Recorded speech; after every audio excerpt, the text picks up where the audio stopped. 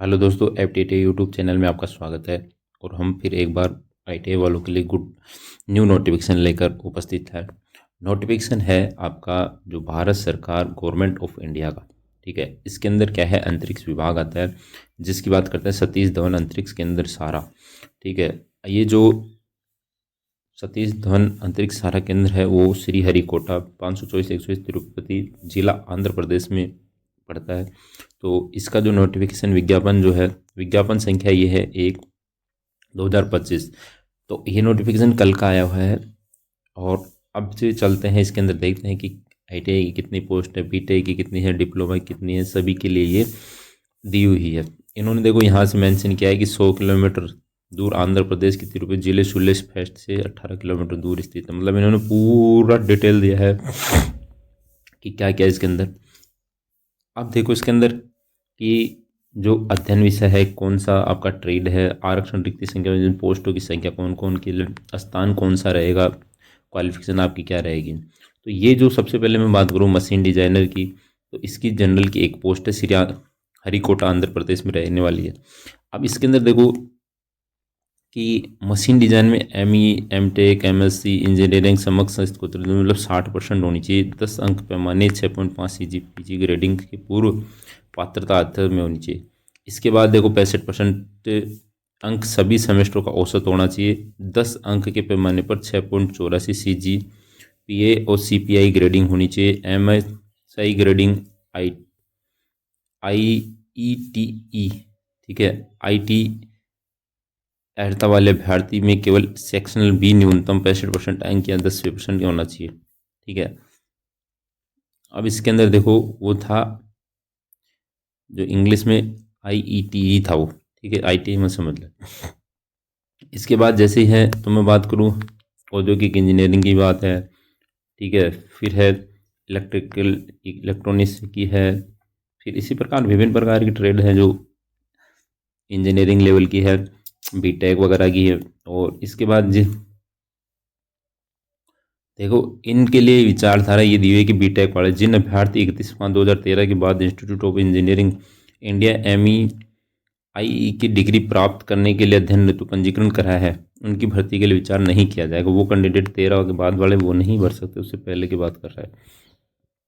अब देखो कि जो डिग्री वाले हैं, जो डिप्लोमा में आते हैं, उनके लिए बात करते हैं।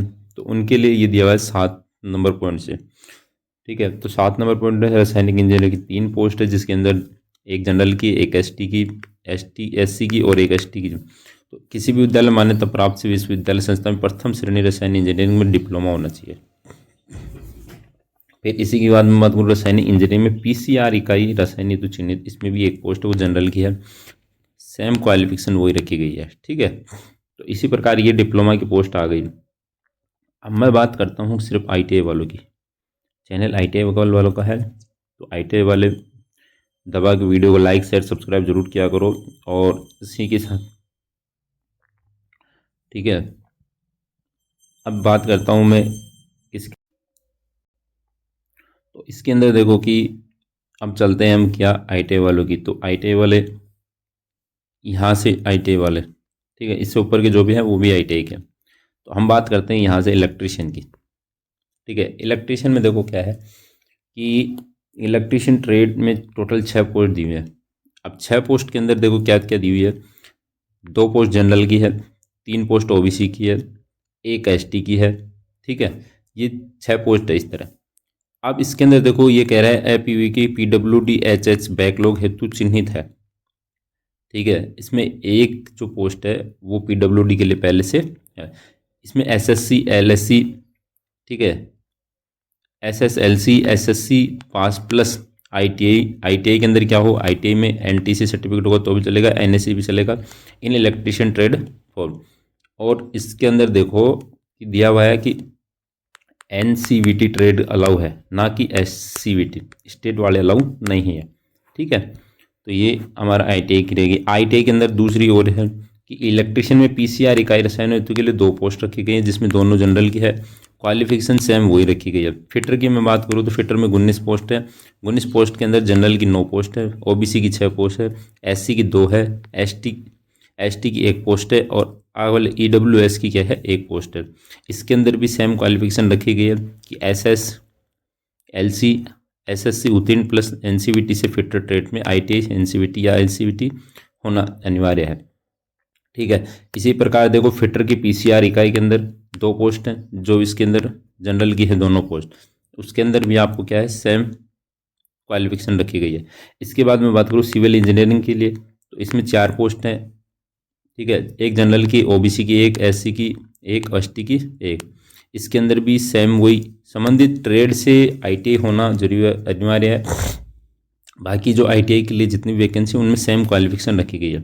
ठीक है, तो ये इलेक्ट्रिशियन की लिए थी। अब हम चलते हैं कि इसके अंदर तो आप रसोई थे, तो अगर किसी के पास देखो, किसी के पास अगर रसोई का एक्सपीरियंस हो तो 3 पोस्ट है, 2 जनरल की है और एक एससी की है। 10वीं उत्तीर्ण होना चाहिए और रसोईया से 5 वर्ष का एक्सपीरियंस होना चाहिए, तो वो भी इसके अंदर अप्लाई कर सकता है।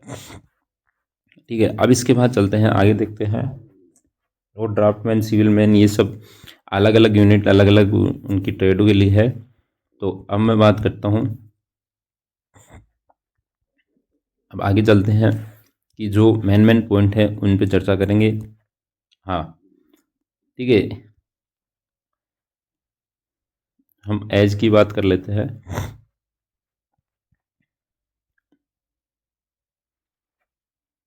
ये लो, ठीक है, तो एज की बात करते हैं, तो एज की बात करते हैं 22 से लेके 36 और 41 एवं 42 पोस्ट में, तो तकनीशियन बी और ड्राफ्टमैन बी के लिए।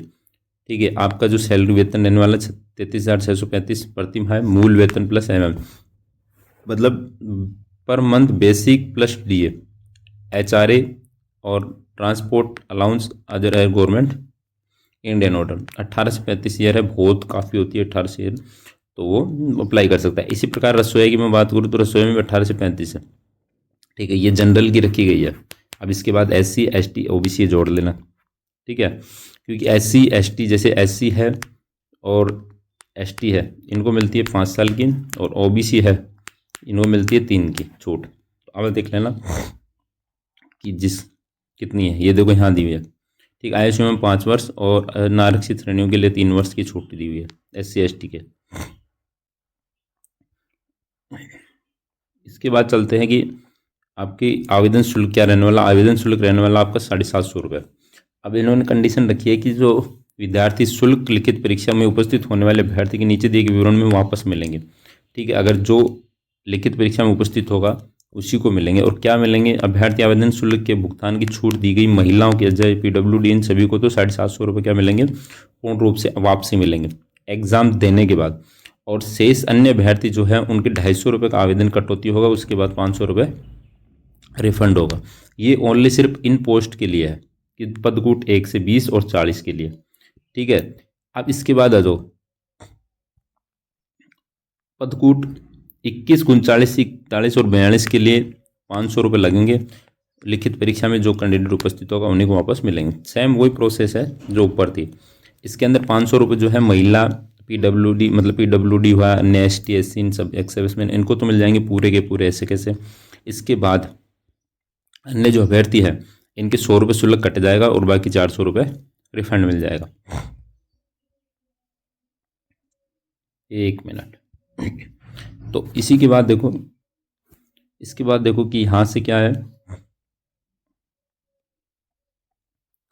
ठीक है, ये कह रहा है कि आप ऑनलाइन आवेदन को सेव रखें।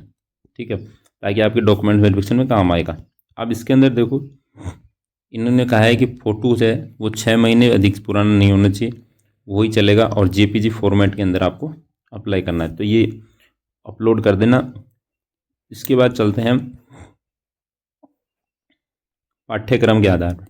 ठीक है, जो पाठ्यक्रम है वो क्या है, ये है ITA वालों का। देखो ये है ITA वालों का, क्या है कि तकनीशियन सहायक, तकनीक ज्ञान पुस्तकालय सहायक A और तकनीशियन B ड्राफ्टमैन के लिए 80 क्वेश्चन मिलेंगे आपको और 1.5 घंटे मिलेगा, जिसमें +1 क्वेश्चन रहेगा, और +1 क्वेश्चन मतलब 1 नंबर का, और 1/3 माइनस मार्किंग रहेगी, जिसको 0.33 बोलते हैं। 100 अंक रहने वाले, उत्तीर्ण होना मात्र है, ठीक है, ओनली फॉर पास आउट। अब उसकी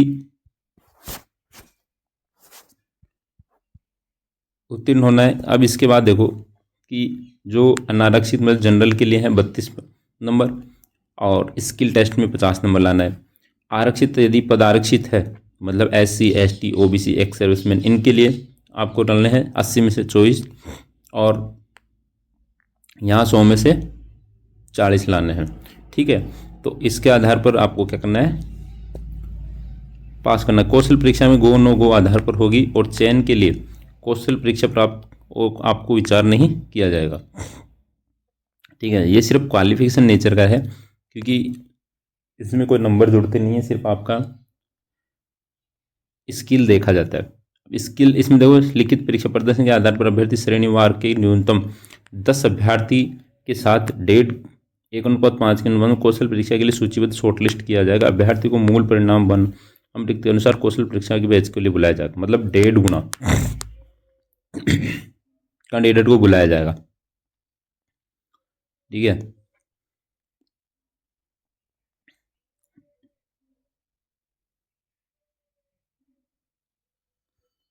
आगे चलते हैं, देखो आगे इसके बाद देखते हैं कि क्या है कौशल अनुपात रेशो। देखो यहाँ पे इन्होंने फिर से एक बार दोहराया कि लिखित परीक्षा प्रदर्शन के आधार पर अभ्यर्थी कौशल परीक्षा श्रेणीवार न्यूनतम 10 अभ्यर्थियों के 1.5 गुना अनुपात में शॉर्टलिस्ट अभ्यर्थियों को रिक्तियों के मूल्यांकन के अनुसार बुलाया जाएगा। अंतिम चयन लिखित परीक्षा के आधार पर होगा। कौशल परीक्षा उत्तीर्ण अभ्यर्थियों में से लिखित परीक्षा में प्राप्त अंकों में क्रम पैनल तैयार किया जाएगा। लिखित परीक्षा में एक समान अंक प्राप्त होने की स्थिति में अभ्यर्थी को पारंपरिक योग्यता निर्धारित आवश्यक अर्हता के शैक्षणिक के आधार पर तय करेगी, मतलब जो समान अंक लेके आ रहा है।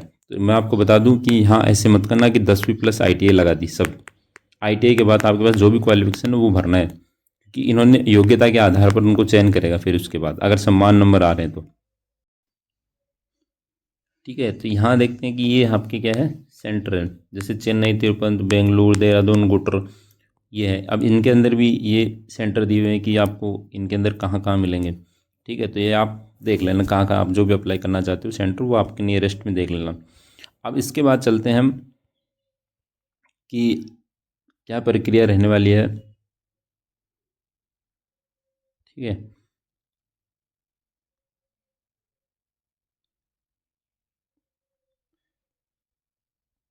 देखो यात्रा भत्ता, ठीक है। इन्होंने यात्रा भत्ता में क्या बोला है कि कौशल परीक्षा साक्षात्कार के लिए बुलाए गए बाहरी अभ्यर्थियों का वेब एप्लीकेशन के दिए गए पते साक्षर स्थल पर सबसे छोटे मार्ग आने वाले स्लीपर क्लास के रेलवे किराए या नॉन AC बस किराया जो भी कम हो, रेलवे बस टिकट या टिकट प्रिंट आउट प्रस्तुत किए जाने पर लिखित परीक्षा में शामिल होने के लिए कोई भी, ये कह रहा है कि आपको सिर्फ स्किल टेस्ट के लिए आपको सिर्फ टिकट पास दिया जाएगा।